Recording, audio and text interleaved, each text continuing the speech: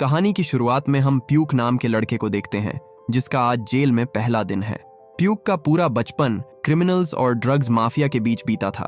उसकी माँ घर चलाने के लिए ड्रग्स बेचा करती थी, जिसकी वजह से स्कूल में टीचर उसे सभी बच्चों के सामने उसे शर्मिंदा किया करते थे। जल्द ही पुलिस ने उसकी माँ को रंगे हाथों पकड़ लिया, जिसके बाद उन्हें 24 साल की सजा सुना दी गई। और तब से ही प्यूक एक अनाथ की जिंदगी जी रहा है। एक दिन जब वो पास की राशन की दुकान पर कुछ लेने गया, तो वहां खड़ा एक आदमी उसकी माँ के बारे में गंदी गंदी बातें करने लगा। उसने ये तक कह दिया कि उसकी माँ वेश्या थी, जिसके बाद प्यूक का गुस्सा फुट पड़ा। प्यूक की गर्लफ्रेंड सोफिया ने उसे वहां से जाने के लिए कहा, लेकिन जब उस आदमी ने सोफिया को भी अपनी रखेल बनाने को कहा तो प्यूक से ये बर्दाश्त नहीं हुआ और बिना कुछ सोचे समझे उसने वहीं पर उसे गोली मार दी। इसके बाद हम प्यूक को एक इंटरोगेशन रूम में देखते हैं, जहां एक पुलिस वाला उसे बुरी तरह पीट रहा होता है। अब क्योंकि प्यूक की उम्र 18 साल से कम थी, इसलिए उसे कड़ी सजा के लिए जेल नहीं भेजा गया, बल्कि सुधार के लिए एक यूथ डिटेंशन सेंटर में डाल दिया गया। आपको लग रहा होगा यहाँ शायद जिंदगी आसान होगी, पर अफसोस ऐसा नहीं था। ये जगह उतनी ही बुरी थी जितनी की असली जेल। बस फर्क इतना था कि यहाँ कैदियों की जगह कम उम्र के लड़के थे। यहाँ भी ताकतवर लोग कमजोरों को दबाते थे और इंसानियत नाम की चीज कहीं नजर नहीं आती थी। प्यूक के साथ एक और लड़के को यहाँ लाया गया था, जिसका नाम फ्लूक था, और वो ड्रग्स बेचते हुए पकड़ा गया था। अंदर आते ही वार्डन ने दोनों से कुछ सवाल किए, लेकिन जब उसने प्यूक की आंखों में डर नहीं देखा तो उसने उसे सजा देने का मन बना लिया। वार्डन ने कड़क आवाज में कहा, मुझे फर्क नहीं पड़ता तू कहाँ से आया है, लेकिन अगर तूने मुझे आंख दिखाई तो मैं तेरा यहाँ जीना मुश्किल कर दूंगा। वार्डन उन्हें चेंजिंग रूम में ले गया और बियर नाम के एक और कैदी से कहा, आज इनका पहला दिन है, इन्हें सीधा कर दो। बियर ने गर्व से जवाब दिया, सर आप चिंता मत कीजिए, जब तक हम इस रूम से इन्हें बाहर निकालेंगे ये दोनों आपके पैरों में गिरकर रहम की भीख मांग रहे होंगे। वार्डन के जाने के बाद बियर ने प्यूक से उसकी पैंट उतारने को कहा और फिर उसे नंगा करके उसका मजाक उड़ाया। इसके बाद उनके बाल काटे गए और उन्हें मारा गया। पर यह तो बस शुरुआत थी। आगे जो कुछ होने वाला था वो उनके लिए किसी डरावने सपने से कम नहीं था, और ये सपना उन्हें अब हर दिन जीना था। इस जेल में कैदियों के रहने के लिए जगह बहुत कम थी, इसलिए सभी को एक ही सेल में भेड़ बकरियों की तरह रखा गया था। रात होते ही बियर ने अपने आदमी को इशारा किया और अचानक सभी कैदी उठ खड़े हुए। उनमें से एक फ्लूक के पास गया और कहा, बॉस को तुझसे कुछ काम है। उन्होंने प्यूक को भी साथ चलने को कहा, लेकिन प्यूक ने जाने से मना कर दिया। इसके बाद फ्लूक को जबरदस्ती उठाया गया और उसे बियर के सामने खड़ा किया गया। बेचारा फ्लूक हाथ जोड़कर उन सबसे रहम की भीख मांग रहा था, लेकिन कोई भी उसकी मदद के लिए आगे नहीं आया। बियर ने कहा, डर मत, आज तेरा पहला दिन है, धीरे धीरे तुझे इसकी आदत हो जाएगी। फ्लूक ने उठकर बहुत बड़ी गलती कर दी थी। बियर ने उसे 2 ऑप्शन दिए। पहले ऑप्शन में उसने फ्लूक से एक गंदी डिमांड की और कहा, अगर तू ये करेगा तो तू मेरी प्रॉपर्टी बन जाएगा, और अगर तू मना करता है तो मैं तुझे यहाँ मौजूद हर आदमी की रखेल बना दूंगा। फ्लूक बहुत डरा हुआ था। इस डर और दबाव के आगे आखिरकार वो टूट गया और मजबूरी में उसे बियर की मांग माननी पड़ी। इसी बीच बियर ने अपने लोगों को इशारा किया और सबने मिलकर प्यूक पर लात घूंसे बरसाना शुरू कर दिए, क्योंकि वो उनके बुलाने पर नहीं आया था। उन्होंने उस बेचारे को इतना पीटा कि अगली सुबह उसे उठने में भी मुश्किल हो रही थी। वो किसी तरह उठकर कैफेटेरिया में आया। जैसे ही वो कुर्सी पर बैठा, उसने देखा कि हर एक आदमी की नजरें बस उसी पर टिकी हुई थीं। ये जेल कुछ ब्लॉक्स में बटी हुई थी और हर ब्लॉक का अपना एक लीडर था। मैक्स के ग्रुप के एक आदमी ने कहा, बॉस यही वो लड़का है जिसके बारे में मैंने आपको बताया था। ये आपके शहर से ही है, हम इसे अपनी गैंग में शामिल कर सकते हैं। प्यूक जब काउंटर तक पहुंचा तो बावर्ची ने उसे बताया कि खाना खत्म हो गया है, अब कल आना। प्यूक तो नीचे बचा जला सड़ा खाना खाने के लिए भी तैयार था, लेकिन जैसे ही बावर्ची ने उसकी प्लेट में बचा हुआ खाना डाला, प्यूक ने तुरंत उसका हाथ पकड़ लिया, क्योंकि वो उसका खाना गिराने की कोशिश कर रहा था। प्यूक ने पूछा, तुम लोग मेरे साथ ऐसा क्यों कर रहे हो? जिस पर बावर्ची ने जवाब दिया, हर चीज में अपनी नाक अड़ाओगे तो उसकी कीमत तो चुकानी पड़ेगी। तभी बियर उठकर प्यूक के पास आया और उसका खाना जमीन पर गिरा दिया। मैक्स के आदमी को लगा कि अब तो ये लड़ाई करेगा, लेकिन प्यूक ने कुछ नहीं किया और चुपचाप जमीन से खाना उठाकर खाने लगा। गोल्फ को लगा कि ये मेंटल है, लेकिन मैक्स ने कहा, उसने सही किया, अगर मैं उसकी जगह होता तो यही करता। अगर वो नहीं खाएगा तो भूखा मर जाएगा। इसके बाद सभी कैदियों को नहलाने के लिए ले जाया जाता है। प्यूक चुपचाप नहा रहा था, तभी बियर और उसके लोग उसे घेर लेते हैं। बियर ने कहा, तुझे क्या लगता है यहाँ तू हर चीज फ्री में इस्तेमाल करेगा और हम बस देखते रहेंगे? यहाँ हर चीज का बिल देना पड़ता है। उन्होंने प्यूक से घुटनों के बल बैठने को कहा, लेकिन जब उसने मना किया तो उसके साथ जबरदस्ती की गई। उनके रूल्स के अकॉर्डिंग प्यूक को अब 5 लातें खानी थीं। पहली लात बियर ने मारी। इसके बाद उन्होंने फ्लूक को बुलाया और कहा, इसे मार। जब फ्लूक ने मना किया तो उसे धमकी दी गई कि अगर उसने प्यूक को नहीं मारा तो उसे भी वही सजा भुगतनी होगी जो इस नए लड़के को दी जा रही थी। फ्लूक को आखिरकार उनकी बात माननी पड़ी, लेकिन वो प्यूक को ज्यादा चोट नहीं पहुंचाना चाहता था, इसीलिए उसने उसे हल्के से लात मारी। अब सिर्फ 2 लातें बची थीं। बियर नहीं चाहता था कि प्यूक बच जाए, इसलिए उसने अपने आदमी को उसे मारने को कहा। प्यूक समझ गया कि इस बार उसे बहुत जोर की चोट लगेगी, इसलिए उसने खुद को बचाने की कोशिश की। उसकी हिम्मत देखकर बियर का गुस्सा भड़क उठा और उसने अपने लोगों के साथ मिलकर उसे बेरहमी से पीटा। प्यूक कुछ देर के लिए बेहोश हो गया और वो सब उसे उसी हालत में छोड़कर चले गए। इसके बाद हमें एक फ्लैशबैक दिखाया जाता है जिसमें हम छोटे प्यूक को देखते हैं जो पैसे कमाने के लिए बॉक्सिंग कर रहा था। जब वो मार खाकर घर वापस लौटा तो उसकी माँ ने उससे पूछा, तुम्हें ये सब करने की क्या जरूरत थी? प्यूक ने कहा, आप ड्रग्स बेचती हैं, इसलिए लोग मेरा मजाक उड़ाते हैं। मैं नहीं चाहता कि मैं भी ड्रग्स के पैसों पर पलकर बड़ा हूं। इसके बाद कहानी प्रेजेंट में लौट आती है। वार्डन ने प्यूक को उठाया और कहा, मुझे तू 5 मिनट में बाहर चाहिए, नहीं तो अगर मुझे फिर से आना पड़ा तो तेरी हालत इससे भी ज्यादा बदतर कर दूंगा। फ्लूक वहीं खड़ा उसका इंतजार कर रहा था। वो प्यूक के पास आया और उससे माफी मांगी। पहली बार उन दोनों को एक दूसरे के नाम पता चले, जिसके बाद फ्लूक ने उसे खाने के लिए एक ऑरेंज दिया। वहीं दूसरी ओर वार्डन बियर से कहता है, तुम मेरी परेशानी बढ़ा रहे हो। बियर को जब पता चला कि फ्लूक अंदर उसे ऑरेंज देने गया था तो उसे उस पर बहुत गुस्सा आया। वार्डन ने कहा, मेरी सिगरेट खत्म होने से पहले तुम्हें इसके साथ जो करना है कर लो, उसके बाद मैं अलार्म बजा दूंगा। वार्डन के जाते ही बियर ने फ्लूक को पीटना शुरू कर दिया। बाकी सारे लोग पीछे खड़े होकर चुपचाप उसे मार खाते देख रहे थे, लेकिन कोई भी उसे बचाने नहीं आया। जब प्यूक ने देखा कि फ्लूक को पीटा जा रहा है तो वो बीच में कूद पड़ा और कहा, अगर मर्द का बच्चा है तो मुझसे लड़। प्यूक ने एक आदमी को इतनी जोर से लात मारी कि वो बेहोश हो गया। इससे पहले कि बात और बिगड़ती, गोल्फ बीच में आ गया और कहा, बस ये सब यहीं रोक दो।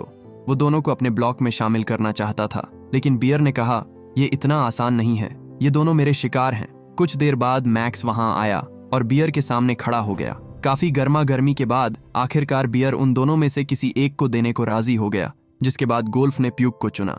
अब प्यूक उनकी गैंग का हिस्सा बन चुका था और उसे हाथ लगाने का मतलब था पूरी गैंग से टकराना।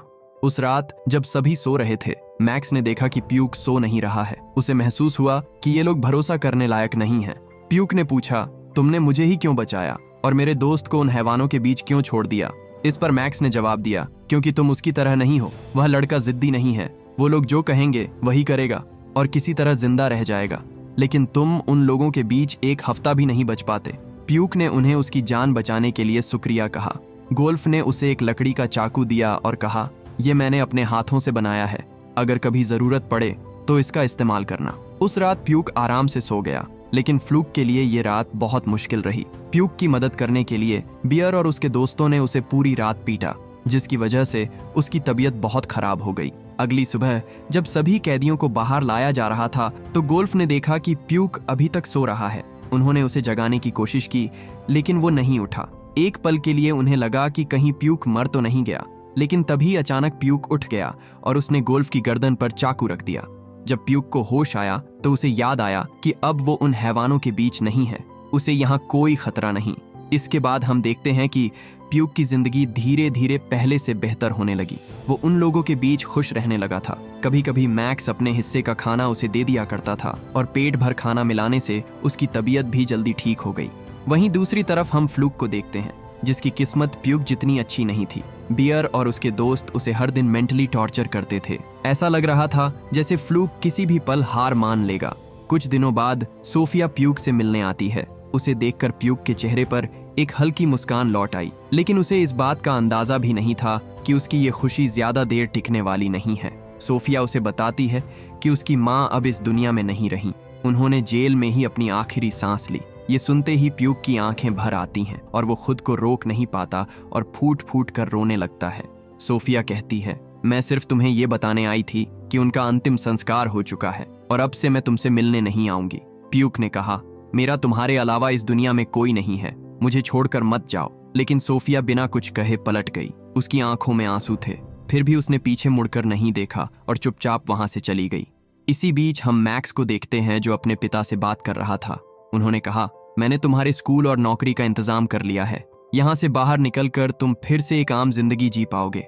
मैक्स को यहाँ सजा काटते हुए 10 साल से भी ज्यादा का समय हो गया था और अब वो अपने पिता के साथ एक नई शुरुआत करना चाहता था। लेकिन जैसे ही उसे पता चला कि उसके पिता अब भी उसकी सौतेली माँ के साथ रह रहे हैं, उसका गुस्सा फूट पड़ा। वो कुछ नहीं बोला, बस चुपचाप वहां से उठकर चला गया। प्यूक अपने दुखों से उभरने की कोशिश कर ही रहा था कि तभी उसने देखा कि बियर गोल्फ को मारने की कोशिश कर रहा है। उसे बचाने के लिए वो तुरंत बीच में कूद पड़ा, पर तभी वार्डन वहां आ गया और उसने सबको जमीन पर लेटने को कहा। बियर की हरकतें अब हद पार कर रही थीं, जिसकी वजह से दोनों ब्लॉक्स के बीच टेंशन बढ़ता ही जा रहा था। मैक्स ने कहा, अगर तुम ऐसे ही रहे तो मुझे तुम्हारा कुछ करना पड़ेगा। पर बियर यही तो चाहता था। वो चाहता था कि वो दोनों लड़े ताकि लोगों को पता चले कि कौन सबसे ज्यादा ताकतवर है। उसी रात जब सब सो रहे थे तो बियर अपने दोस्तों के साथ फ्लूक के पास गया।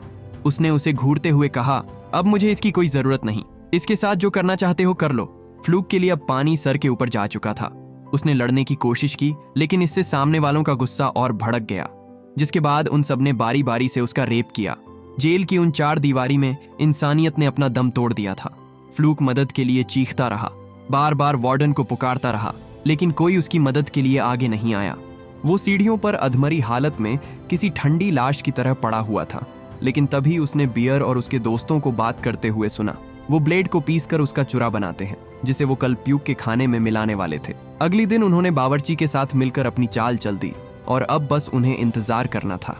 मैक्स के ग्रुप में सब मिल बांटकर खाना खाते थे, इसलिए ये पक्का नहीं था कि ब्लेड वाला खाना प्यूक ही खाएगा। बियर ने कहा, कोई भी मरे उसे फर्क नहीं पड़ता, बस कोई ना कोई आज मरना चाहिए। आखिर में जब वो प्लेट प्यूक के हिस्से में आई तो उसके खाने से पहले ही फ्लूक ने उससे वो प्लेट छीन ली और उसका सारा खाना खा गया।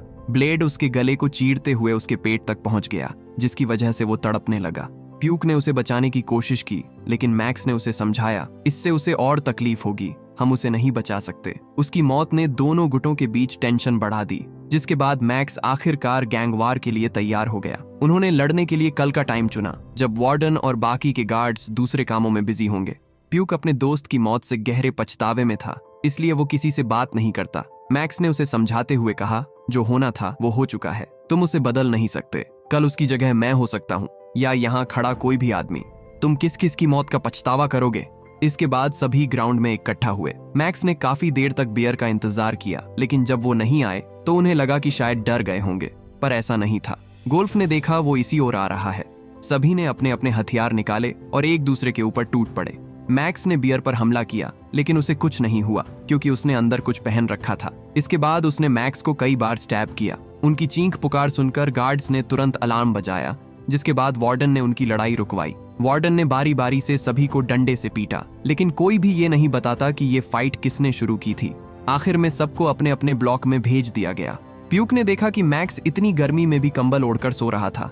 जब उसने मैक्स के माथे को छुआ तो पाया कि उसे तेज बुखार था। उसकी चोट देखते ही उन्होंने मदद के लिए चिल्लाना शुरू कर दिया। उसके पेट में कोई नुकीली चीज फंस गई थी। गोल्फ ने उसे निकालने की कोशिश की, लेकिन उससे होने वाला दर्द मैक्स के लिए बर्दाश्त के बाहर था। उधर प्यूक लगातार मदद की गुहार लगाता रहा, लेकिन सभी उसे जानबूझकर नजरअंदाज कर रहे थे। मैक्स समझ चुका था कि अब उसके पास ज्यादा वक्त नहीं बचा। उसने प्यूक की ओर देखा और कहा, ये सब लोग भी हमारी तरह ही हैं। इनका ना कोई घर है और ना ही कोई परिवार। मेरे बाद ये सब तुम्हारे भरोसे हैं, इनका ख्याल रखना। उस रात मैक्स ने अपनी आखिरी सांसें ली और उसकी मौत के साथ ही चारों ओर सन्नाटा पसर गया। जब मैक्स के पिता को पता चला कि उनका बेटा अब इस दुनिया में नहीं रहा तो वो पूरी तरह टूट गए। उन्होंने 10 साल उसके बाहर निकलने का इंतजार किया था, और अब जब मैक्स को जेल से बाहर निकलने में सिर्फ कुछ दिन बचे थे तो इन दरिंदों ने उसके बेटे को मार डाला। मैक्स की मौत का बदला लेने के लिए वो दोनों बियर को मारने गए, पर एंड मौके पर उन्हें पकड़ लिया गया। बियर चाहता तो प्यूक को उसी वक्त खत्म कर सकता था, लेकिन उसने प्यूक को एक ऑप्शन दिया। उसने कहा, मुझे मारना है तो लड़ना पड़ेगा, बता लड़ेगा। उसे यकीन था कि प्यूक में इतनी हिम्मत नहीं होगी, लेकिन प्यूक ने उसकी आंखों में आंखें डालकर उसका चैलेंज कबूल कर लिया। गोल्फ ने फाइट के लिए कल का दिन चुना और उसने ये तक भी कह दिया कि अगर वो हारा तो तू मुझे भी मार सकता है। शाम को प्यूक फाइट की तैयारी करता है। जब वो अपने ब्लेड में धार लगा रहा था तो उसने गोल्फ से कहा, मैंने सुना है कि जब लोग मरने वाले होते हैं तो वो अपनी माँ को याद करते हैं। उसे लगता है कल वो मरने वाला है क्योंकि उसे माँ की बहुत याद आ रही है। गोल्फ ने उसे समझाया कि ज्यादा मत सोचो, कल जो होगा कल देख लेंगे, वैसे भी एक ना एक दिन तो मरना ही है। अगले दिन सभी उन दोनों की फाइट देखने के लिए बाथरूम में इकट्ठा हुए। गोल्फ ने बियर को उसके कपड़े उतारने को कहा क्योंकि वो समझ गया था कि वो चीटिंग कर रहा है। बियर ने पूछा, इसके बारे में तुझे किसने बताया? क्या कल रात मैक्स का भूत आया था तेरे सपने में? हाथ में ब्लेड मिलते ही वो प्यूक के ऊपर टूट पड़ा। उसे पूरा यकीन था कि वो उसे मार देगा। वहीं प्यूक का डर धीरे धीरे उस पर हावी होने लगा था। पहला चाकू लगते ही उसका डर और बढ़ गया। उसने कई बार पलटवार करने की कोशिश की, लेकिन वो इस खूनी खेल में बियर जितना माहिर नहीं था। उसकी हर चाल के पीछे घबराहट साफ झलक रही थी। आखिर में उसने अपने ब्लेड को पीछे खींच लिया और उन दिनों को याद किया जब वह बॉक्सिंग किया करता था, जहां हर पंच से पहले दिमाग चलता था, हाथ नहीं। जैसे ही उसे मौका मिला, उसने फुर्ती से बियर के पैर पर वार किया। बियर लड़खड़ाया और जमीन पर गिरते ही प्यूक ने बिना रुके उसके पेट में कई बार चाकू घोंप दिए। बियर का दोस्त मदद के लिए आगे बढ़ा, लेकिन गोल्फ ने उसे जोर से धक्का देकर रोक लिया। आखिर में प्यूक ने उसका गला दबाकर उसकी आखिरी सांस भी उससे छीन ली। कुछ देर बाद वहां गार्ड्स आए और उन्होंने सभी को अपने अपने सेल में जाने को कहा। वार्डन ने तीनों को डंडों से पीटा और गुस्से में कहा, तुम गंदी नाली के कीड़े जब खुद की जिंदगी के बारे में नहीं सोचते तो कैसे उम्मीद कर सकते हो कि हम तुम्हारे बारे में सोचें? उन्हें पीटने के बाद उसने उन दोनों को सेल में बंद कर दिया। गोल्फ ने कहा, ज्यादा मत सोचो, हमने कुछ गलत नहीं किया। उसके मरने से यहाँ जिंदगी आसान ही हुई है। अगली सुबह जब गोल्फ की आंखें खुली तो उसने देखा कि प्यूक पूरी रात जाग कर बाहर देख रहा था। कुछ समय बाद वार्डन वहां आया, लेकिन इस बार उसके हाव भाव कुछ अलग ही थे। वो उन दोनों के लिए खाना लाया था और वो भी बहुत टेस्टी खाना। उसने कहा, अगर तुम हमेशा यही खाना चाहते हो तो तुम्हें यहाँ से जाना होगा। जब तक तुम यहाँ हो तुम्हारी जिंदगी बेहतर नहीं होने वाली। उन्हें दूसरी जेल में भेजने से पहले वो जानना चाहता था कि उन्होंने मर्डर क्यों किया, लेकिन उन दोनों के पास उसके इस सवाल का कोई जवाब नहीं था, क्योंकि यहाँ आकर उन्हें समझ आ गया था कि गुस्से में किया गया फैसला हमेशा इंसान को बर्बादी की कगार पर ले जाता है। वार्डन उन दोनों को बाहर ले गया और उन्हें बताया कि उन्हें अलग अलग जेलों में ट्रांसफर किया जा रहा है, जहाँ की जिंदगी यहाँ से लाख गुना बेहतर है। गोल्फ और प्यूक ने वार्डन को उसकी दरियादिली के लिए थैंक यू कहा। जब उन्हें गाड़ी में बैठाया जा रहा था तो दोनों ने एक दूसरे को आखिरी बार देखा और मन ही मन एक दूसरे को अलविदा कहा। प्यूक ने यहाँ रहकर जिंदगी के बारे में बहुत सीखा था, लेकिन अब उसे अपने आगे की सजा अकेले काटनी थी। वार्डन ने उन्हें ये उम्मीद देकर तो भेजा था कि दूसरी जेल में उनकी जिंदगी बेहतर होगी, लेकिन इस बात में कितना सच्चाई थी ये तो उन्हें वहां जाकर ही पता चलेगा। उम्मीद करता हूँ कि इस मूवी की एक्सप्लेनेशन आपको पसंद आई होगी। मिलते हैं अगले वीडियो में। Thank you for watching.